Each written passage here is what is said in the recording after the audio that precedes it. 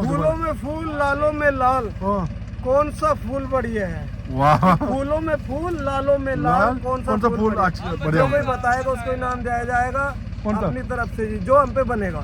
ठीक है, ओके. 내가 레인 띵을 해도 돼.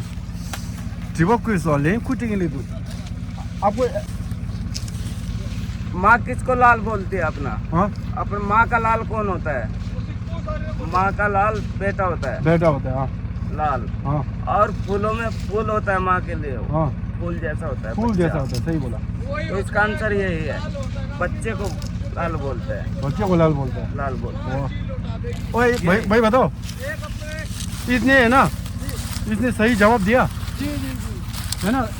इसका जवाब अपनी माँ का बेटा चाहे 10 हो, 5 हो या 1 हो, हाँ. तो वही लाल होता है. माँ उसके लिए हर चीज मिटा सकती है. सही है. माँ तो माँ उससे है ना. बढ़िया कोई फूल नहीं है माँ हाँ, के सही लिए. बोला. वही लाल होता है सर. माँ जैसा कुछ नहीं कर सकता है. उसका बेटा कैसे भी होते, लंगड़ा हो, लुल्ला हो, वही उसका लाल होता है. उसके लिए वो हर चीज मिटा सकती है. सही है, सही है.